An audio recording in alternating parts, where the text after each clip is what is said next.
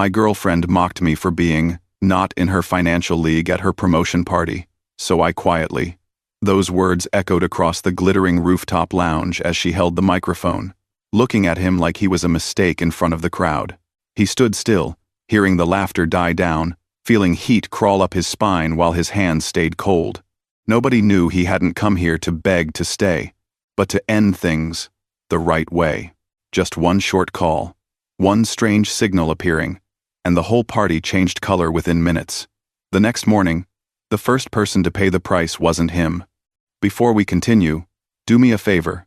Subscribe so you'll catch every update. If you're feeling the suspense, hit like and comment where you're watching from. Boston, Washington, D.C., or maybe Philadelphia? Alright, let's see how Marcus handles this humiliation. Marcus Washington adjusted his simple black suit jacket as he stepped onto the rooftop terrace of the Sterling, downtown Atlanta's most exclusive venue.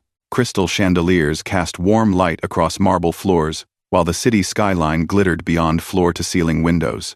Jasmine Porter stood at the center of it all, radiant in her emerald designer dress, accepting congratulations from colleagues and clients who'd gathered to celebrate her promotion to senior marketing director. Her laughter carried across the space like music, and for a moment, Marcus remembered why he'd fallen for her infectious energy 8 months ago. The crowd of executives, partners, and high-profile clients created the perfect backdrop for her moment of triumph. He remained at the edge of the gathering, observing the careful choreography of corporate success.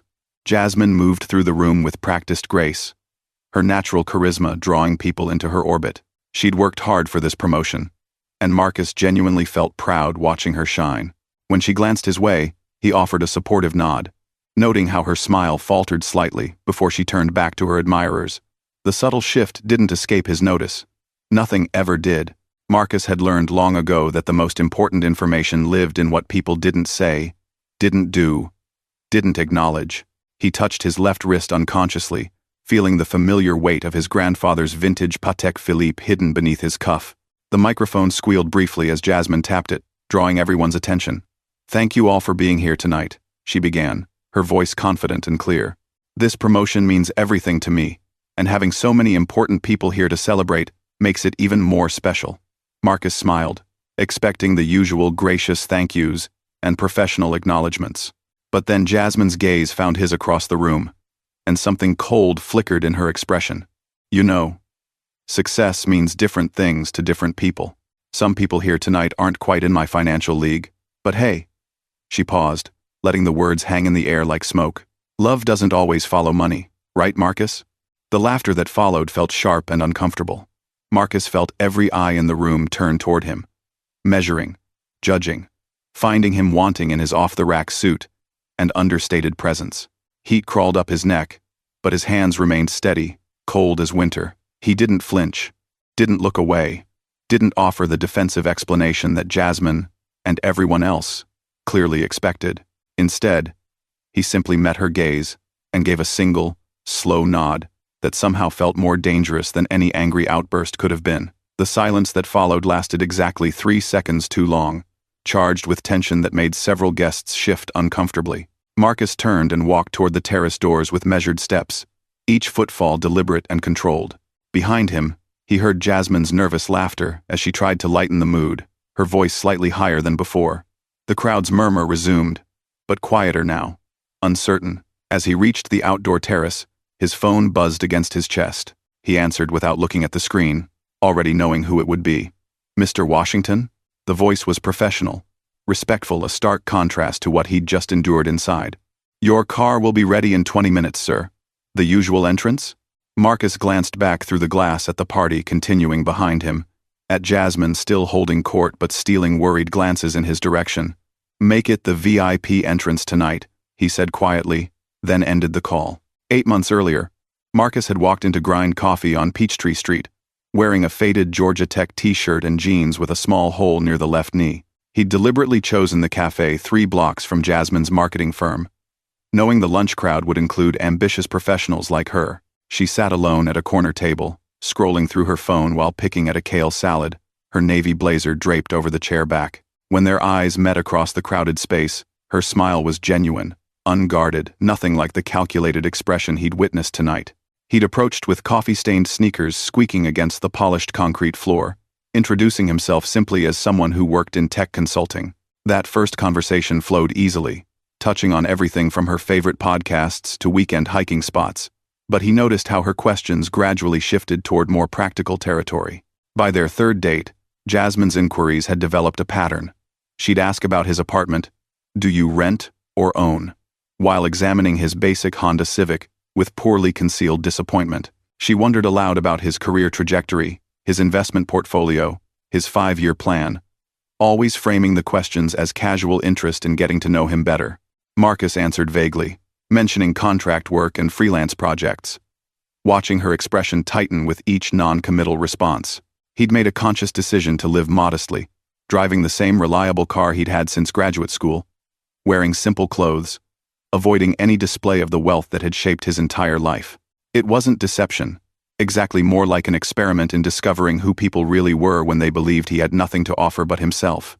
Keisha Williams, Jasmine's closest friend and self-appointed advisor, had started dropping hints during their first group dinner. "Girl, you need to think about compatibility," she'd said while examining Marcus across the table at a trendy midtown restaurant. "I'm not saying money's everything, but financial goals matter in a relationship."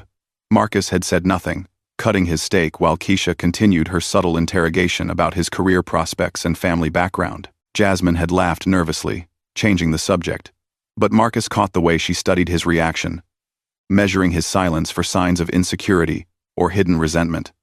The dynamic established itself that night. Keisha would push, Jasmine would retreat slightly, and Marcus would remain mysteriously unbothered by their obvious attempts to categorize his worth. The attacks had escalated gradually over the following months, Keisha commenting on his vintage Honda, with air quotes, and barely suppressed laughter. Jasmine suggesting they split the bill at expensive restaurants, then joking about his budget constraints when he agreed without complaint. Friends asking pointed questions about his living situation, his career advancement, his lack of obvious material ambitions. Marcus absorbed each microaggression with the patience of someone conducting a long-term study, cataloging every assumption, every dismissive glance, every coded comment about standards and leagues. He began to understand that they weren't just questioning his financial status, they were questioning his value as a human being, reducing him to a number on a tax return. The promotion party invitation had arrived 3 weeks ago, embossed cardstock requesting his presence at an evening of celebration at the Sterling rooftop. Marcus had studied the address twice, a quiet smile playing at his lips. Of all the venues in Atlanta, Jasmine had chosen to celebrate her success at the crown jewel of Washington Holdings' real estate portfolio. The irony felt almost scripted, as if the universe itself was setting the stage for this moment. He'd RSVP'd immediately, confirming his attendance with genuine anticipation. Tonight would mark the end of his 8-month experiment in human nature, and he couldn't think of a more appropriate setting for the final revelation. The invitation sat on his desk now, a cream-colored reminder that sometimes the most important tests happened in the places where you already held all the answers. The pattern had become unmistakable over the past few weeks. When Jasmine introduced Marcus at professional gatherings, she'd smile brightly and say, "This is Marcus, he works in tech." Then immediately pivot to discussing someone else's impressive career trajectory or recent promotion. The introduction carried just enough information to avoid rudeness, while revealing nothing substantial, like describing a luxury car as simply having 4 wheels. Marcus watched colleagues' interest evaporate in real time as they processed the vague description, their polite nods shifting into that particular brand of dismissive courtesy reserved for people deemed professionally irrelevant. Jasmine had perfected the art of social distancing without appearing cruel, creating an invisible barrier that kept him at arm's length from her ascending world. Last Tuesday at Bones' restaurant, she'd spotted a Brioni shirt in the window and pulled him inside to browse. The sales associate, a polished man in his 50s, had approached with practiced enthusiasm until Jasmine mentioned they were just looking, with a meaningful glance at Marcus's department store khakis. "That piece is $300, the man had said, his tone shifting almost imperceptibly cooler. "Probably not quite what you're shopping for." Jasmine had laughed, touching Marcus's arm with false sympathy. "That's like his whole paycheck, right, baby?" The joke landed with surgical precision, embarrassing him while positioning herself as the generous partner slumming it with someone beneath her station. Marcus had simply nodded, filing away yet another data point in his growing collection of casual cruelties disguised as affection. Keisha's commentary had grown bolder with each social gathering, her observations delivered with the confidence of someone who believed she was stating obvious truths. At dinner parties, she'd ask Marcus about his investment strategy, while wearing the expression of a teacher quizzing a struggling student. "You do have a retirement plan, right?" she'd inquire, then turn to the table with theatrical concern. "Jasmine's going to have to plan for both of them." The other guests would chuckle uncomfortably, while Jasmine protested weakly, her objections lacking any real conviction. Marcus recognized the performance for what it was: a public positioning exercise designed to establish hierarchies and reinforce Jasmine's status as the financially responsible partner, carrying dead weight. The comments about his appearance had evolved into a sophisticated system of coded put-downs. His watch, a family heirloom worth more than most people's cars, was consistently described as classic or timeless, code words that everyone understood meant cheap and outdated. His shoes, handcrafted Italian leather that cost more than a mortgage payment, drew observations about practical choices and budget-conscious shopping.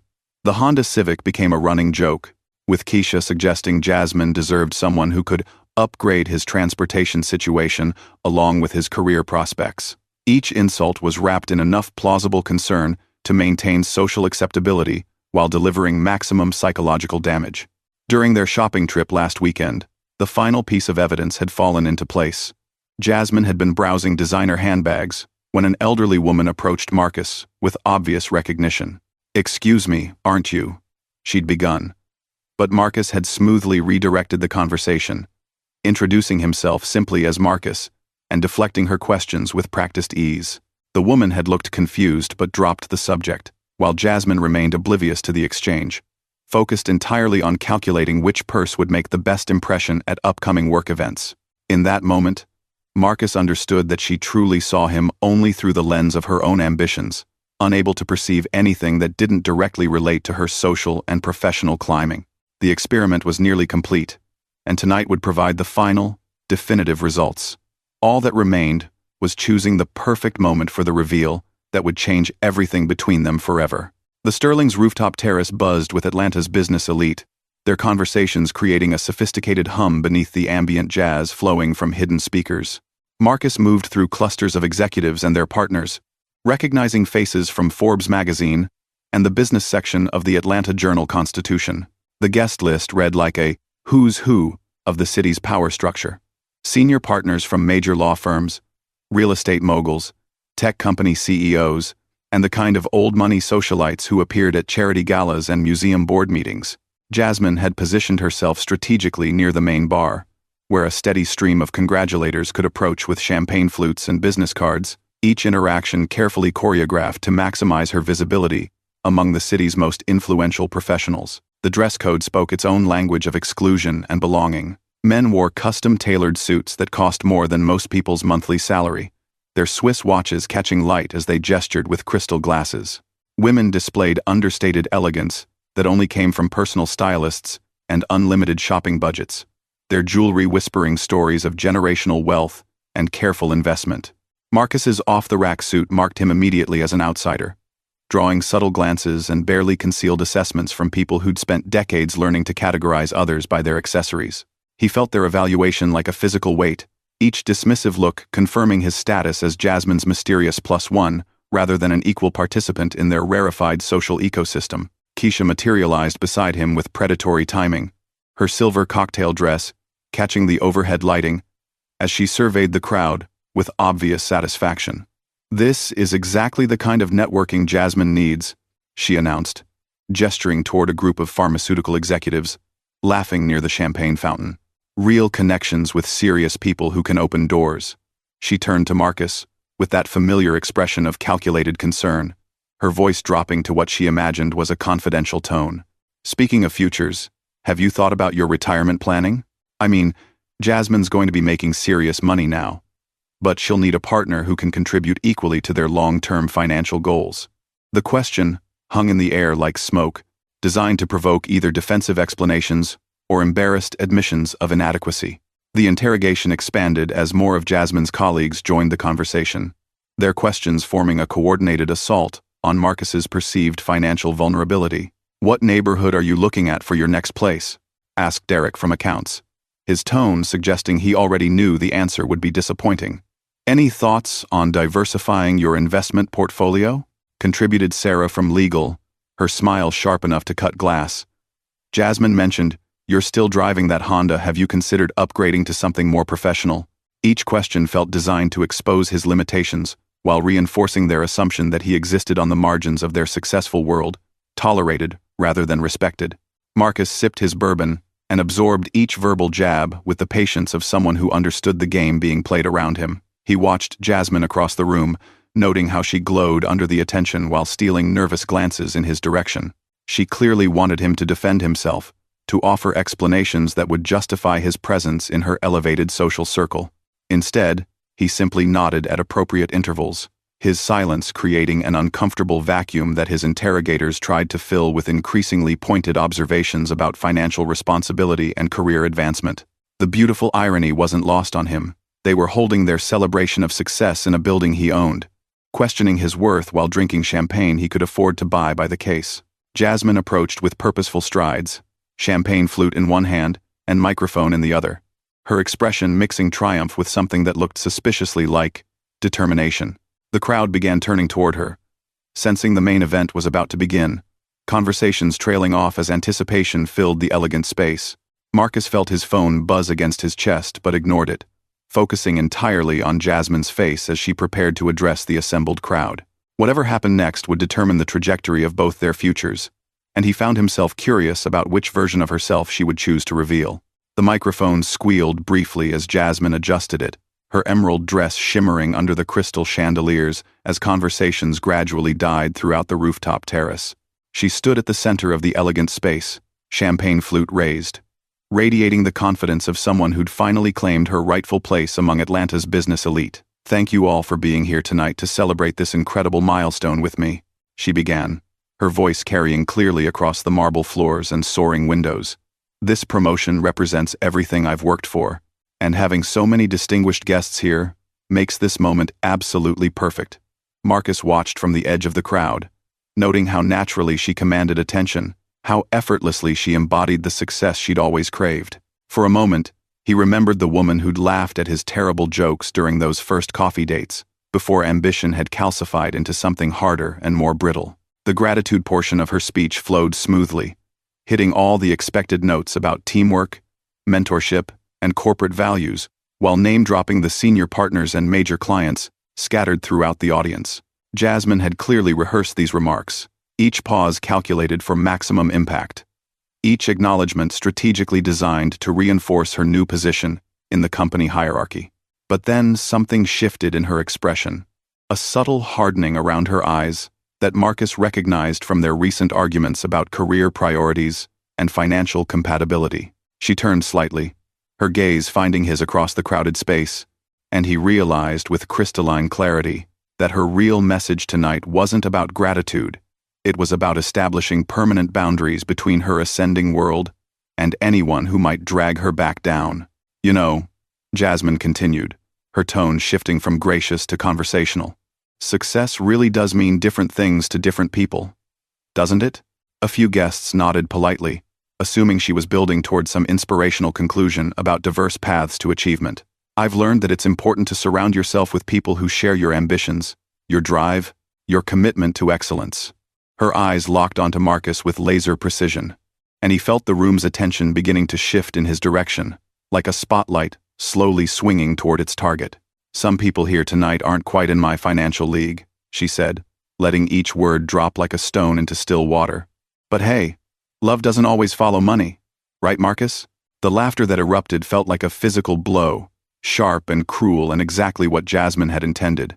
Marcus felt 50 pairs of eyes swivel toward him, measuring him against the woman who'd just publicly categorized him as charitable work rather than an equal partner. Heat crawled up his neck while his hands turned to ice, every muscle in his body demanding that he flee or fight or defend himself with the fury of someone who'd been humiliated in front of strangers. Instead, he remained perfectly still, his expression unchanged, meeting Jasmine's gaze with the kind of calm that felt more dangerous than any explosive reaction.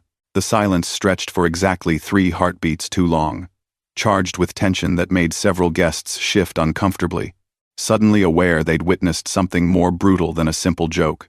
Keisha's voice cut through the uncomfortable quiet like a blade. She said with theatrical admiration, her words designed to drive the knife deeper while maintaining plausible deniability. Not everyone would be so understanding about differences in ambition. The comment landed perfectly, providing cover for Jasmine's cruelty, while reinforcing the narrative that Marcus was dead weight she'd charitably chosen to carry. More laughter followed, nervous but genuine, as the crowd processed what they'd just witnessed. A public execution disguised as affectionate teasing. Marcus absorbed every chuckle, every exchanged glance, every moment of second-hand embarrassment that confirmed his worst suspicions about the woman he'd thought he loved. He reached into his jacket pocket with deliberate slowness, retrieving his phone and typing a single message without breaking eye contact with Jasmine. Her smile faltered slightly as she watched him, perhaps sensing that his reaction, or lack thereof, wasn't following the script she'd imagined. The response came immediately, lighting up his screen. 7:45 p.m. sharp. Sir, everything is prepared. Marcus slipped the phone back into his pocket and gave Jasmine one final nod, this one carrying a weight that made her champagne flute tremble almost imperceptibly in her manicured fingers. In exactly 18 minutes, her carefully constructed evening would collapse in ways she couldn't yet imagine. Marcus stepped through the glass doors onto the outdoor terrace section, the cool Atlanta night air hitting his face like a blessing after the suffocating atmosphere inside. The city lights stretched below him in all directions, a familiar view that had comforted him since childhood. Visits to this very building with his grandfather. He could still hear the party continuing behind the floor-to-ceiling windows, Jasmine's nervous laughter as she tried to recapture the celebratory mood, the resumption of conversations that carried an undertone of excitement about the drama they'd just witnessed. His hands had stopped trembling, though whether from cold or adrenaline he couldn't say. The heat in his chest remained, a steady burn that reminded him of every microaggression he'd endured over 8 months of careful observation and silent documentation. 2 executives from Jasmine's firm wandered past on their way to the bar, their voices carrying in the crisp air. Smart move. Stepping away like that, one said, with obvious approval. Shows class when someone knows their place. His companion chuckled, swirling bourbon in his crystal tumbler. She really called him out, though. Takes guts to be that direct about financial compatibility. Marcus absorbed their commentary like data points, adding them to his mental catalog of human behavior under social pressure. They saw his retreat as submission rather than strategy, his silence as shame rather than patience. In 14 minutes, their comfortable assumptions about power dynamics and social hierarchies would receive a correction they'd never forget. The private elevator bank stood 20 feet away, its brushed steel doors bearing a discreet plaque, Executive Access, Washington Holdings. Marcus had never used those elevators in Jasmine's presence, always opting for the main lifts that served the building's commercial tenants and restaurant guests. Tonight, for the first time in 8 months, he positioned himself with a clear view of both the VIP entrance and the party behind the glass. The irony of location had been too perfect to resist Jasmine celebrating her corporate ascension in the crown jewel of his family's real estate empire, questioning his worth while standing on property he'd inherited before they'd even met. The universe seemed determined to script this confrontation with maximum symbolic impact. Security personnel moved through the space with practiced invisibility, their presence noticed only when someone needed directions or assistance. Marcus recognized several faces from years of family events and business meetings, men and women who'd watched him grow up in these elegant spaces. They maintained perfect professional distance tonight, treating him like any other guest as he'd specifically requested. But he caught the subtle signs of recognition. A respectful nod from the head of security, a slightly deeper bow from the concierge, the way conversations paused when he passed. In 11 minutes, that careful facade would drop completely, and everyone present would understand exactly who they'd been dismissing all evening. Another wave of guests emerged onto the terrace, their laughter carrying hints of the gossip already beginning to circulate inside. "Did you see his face?" A woman in designer jewelry whispered to her companion. "I almost felt bad for him." Her friend adjusted her Hermes clutch with practiced elegance. Jasmine's better off knowing the truth. No point pretending financial differences don't matter in serious relationships. Marcus checked his watch.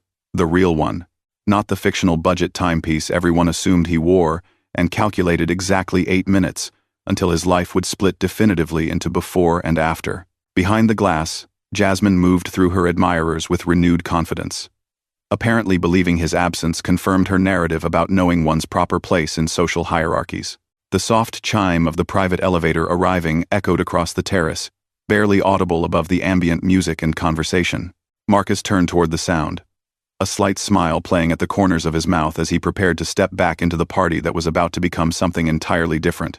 In 7 minutes, Jasmine Porter would learn the difference between assumptions and reality, between perceived power and actual influence, between thinking you know someone and discovering you never knew them at all. The executive elevator doors opened with whisper-quiet precision, revealing Margaret Stevens in an impeccably tailored charcoal suit, her silver hair swept into a professional chignon that spoke of decades managing high-stakes corporate affairs.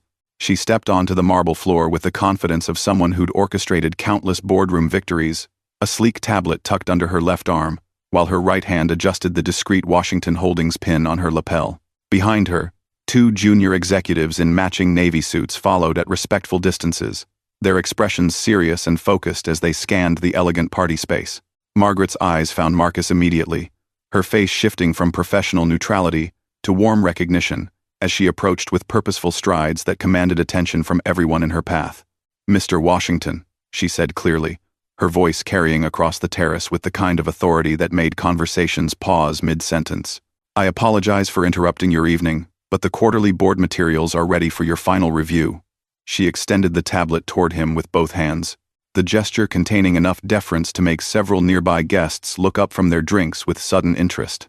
The device's screen displayed the unmistakable Washington Holdings logo, a stylized W, that matched the building directory, the elevator plaques, and the discreet signage that marked this property as the crown jewel of Atlanta's most successful real estate empire. "The Singapore acquisition documents require your signature before tomorrow's international call." The transformation in the room's atmosphere was instantaneous and absolute.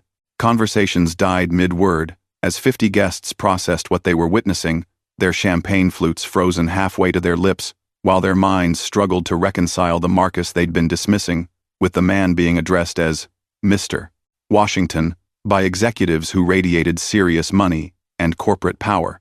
The head of security approached with visible deference, speaking in low tones about vehicle arrangements and scheduling conflicts.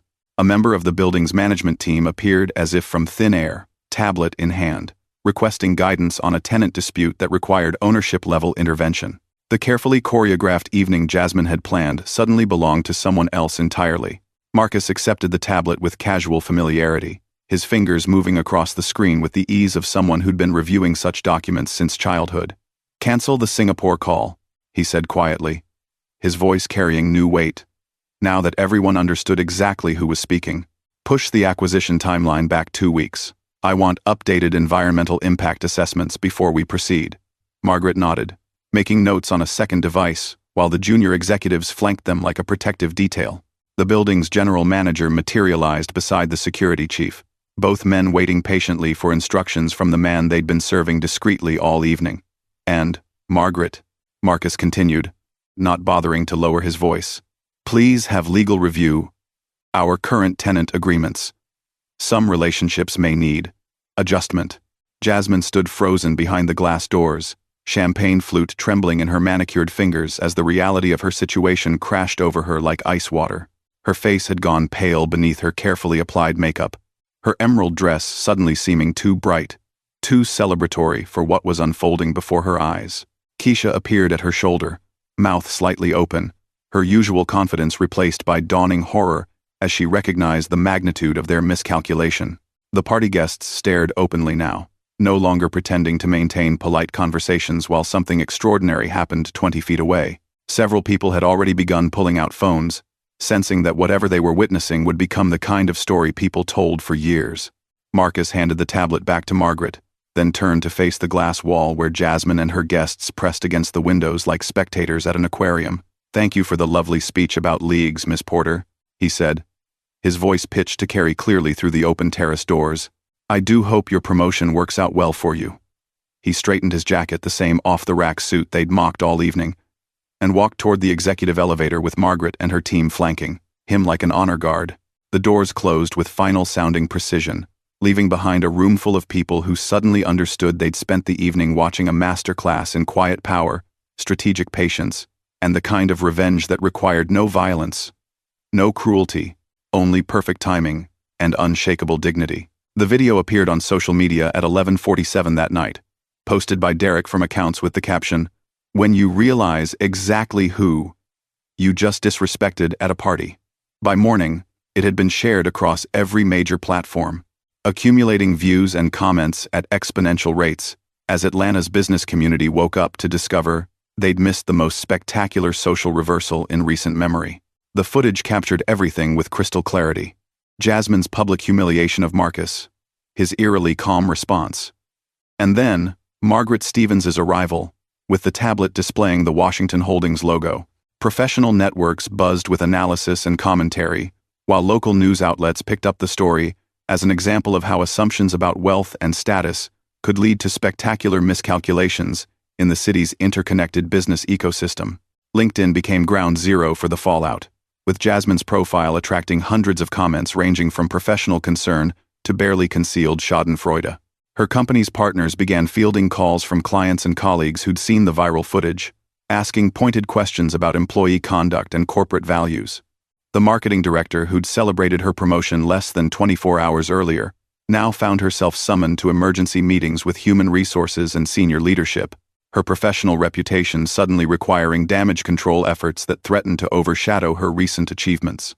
Her phone buzzed constantly with notifications, friend requests from strangers, and interview requests from business journalists who smelled blood in the water. Keisha's attempts at damage control only made the situation worse, her social media posts trying to contextualize the evening's events, while inadvertently revealing more details about their systematic campaign to humiliate Marcus over the preceding months. Screenshots of her comments about leagues and financial compatibility circulated alongside the original video, creating a comprehensive record of their behavior that painted them both in increasingly unflattering light. Professional contacts who'd known Keisha for years began distancing themselves, canceling lunch meetings and networking events, while her own employer received inquiries about whether her public conduct reflected company values. The digital pile-on took on a life of its own, with strangers dissecting every aspect of their behavior and finding them wanting. Marcus's phone remained conspicuously silent throughout the morning, his assistant fielding all calls and directing inquiries to the appropriate Washington Holdings departments. He spent the day in his penthouse office, reviewing quarterly reports and acquisition proposals, while the city's business community processed the revelation of his true identity. Occasional updates from Margaret kept him informed about the viral video's reach and the various requests for interviews, comments, and clarifications that were flooding their communications department. He declined them all, understanding that silence would be far more powerful than any public statement he could make. The story would write itself without his participation, and his dignity would remain intact, while others scrambled to explain their behavior. By afternoon, the ripple effects had spread through Atlanta's interconnected professional networks, like cracks in glass. Companies that did business with Washington Holdings began quietly reviewing their relationships with Jasmine's firm, asking uncomfortable questions about employee conduct and professional standards. Several major clients expressed concerns about associating their brands with the kind of public humiliation that had dominated social media feeds all morning. Partnership opportunities that had seemed certain began evaporating as decision-makers reconsidered whether they wanted to work with someone who displayed such poor judgment in such a public forum. The promotion that was supposed to launch Jasmine's career into the stratosphere had instead become the catalyst for its most serious professional crisis.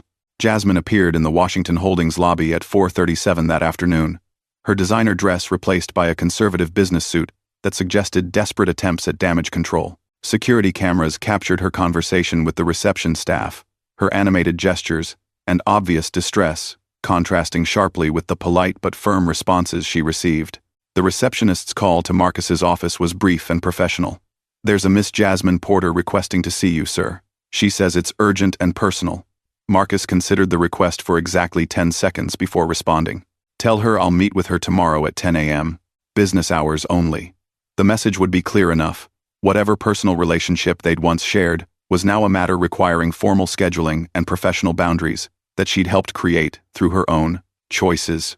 The meeting room on the 32nd floor of Washington Holdings commanded a panoramic view of Atlanta's skyline, floor-to-ceiling windows framing the city where Jasmine had built her career, and Marcus had quietly inherited an empire. She sat across from him at a polished conference table that probably cost more than her annual salary, her hands clasped tightly in her lap, while her eyes darted between his face, and the legal documents spread between them, like evidence in a criminal trial. The woman who'd radiated confidence at her promotion party now appeared diminished, her usual poise replaced by the desperate energy of someone trying to salvage a situation that had already spiraled beyond repair. Marcus had chosen this formal setting, deliberately neutral ground where their personal history held no weight against the reality of changed circumstances. "I need you to understand," Jasmine began, her voice smaller than he'd ever heard it. "I had no idea you were. I mean, if I had known about your family's wealth, about Washington Holdings, I never would have said those things." Tears gathered in her eyes as she leaned forward, reaching toward his hands before stopping herself. "Baby, you have to believe me. I didn't know who you really were. If you had just told me the truth from the beginning, none of this would have happened." Her apology carried the desperate sincerity of someone who genuinely believed she was addressing the core issue. That revelation about his financial status would retroactively justify her behavior and restore their relationship to its previous state. Marcus studied her face with the clinical interest of a researcher examining a particularly revealing specimen, noting how her distress centered entirely on her ignorance of his wealth rather than the cruelty of her actions. "Let me make sure I understand," he said quietly, his voice carrying none of the warmth she'd once taken for granted. "You're apologizing for not knowing I had money." The statement hung in the air like a challenge, precise and unforgiving in its clarity. "You haven't apologized for humiliating me in front of 50 people. You haven't apologized for 8 months of treating me like charity work. You're sorry you miscalculated my net worth." Each word landed with surgical precision, dissecting the fundamental flaw in her reasoning, while she watched her carefully prepared speech crumble under the weight of its own moral bankruptcy. Jasmine's face flushed as she realized the trap her own words had created, her mouth opening and closing without sound, as she struggled to find an explanation that didn't confirm his assessment of her character. "That's not. I mean, yes, but..." She took a shaky breath, trying to regain her composure. "Marcus, baby, if you had just been honest with me from the start, we could have avoided all this misunderstanding. Why did you let me think you were struggling financially? Why didn't you trust me enough to tell me the truth about your family?" Her questions revealed the depth of her inability to comprehend the test she'd failed, her conviction that disclosure of his wealth would have changed her behavior without recognizing that such change would have proven his point about her true nature. Marcus reached into his briefcase and withdrew a leather portfolio, placing it on the table between them with the finality of a judge delivering a verdict. "This is a cease and desist order regarding any public statements about our relationship," he said, his tone shifting to pure business formality. "My legal team has prepared comprehensive documentation about defamation, harassment, and the potential impact of your behavior on Washington Holdings' reputation." He opened the portfolio to reveal official letterhead and dense legal text that made Jasmine's face go pale. "Any future contact between us will be handled through appropriate legal channels." The woman who'd once shared his bed and his secrets was now being reduced to a potential litigation risk, their personal history sanitized into corporate liability management. Standing from his chair, Marcus straightened his suit jacket the same style she'd mocked for months, and delivered his final assessment with the quiet authority of someone who'd learned exactly who she was beneath her ambitious facade. "I tested your character, Jasmine. You tested my patience."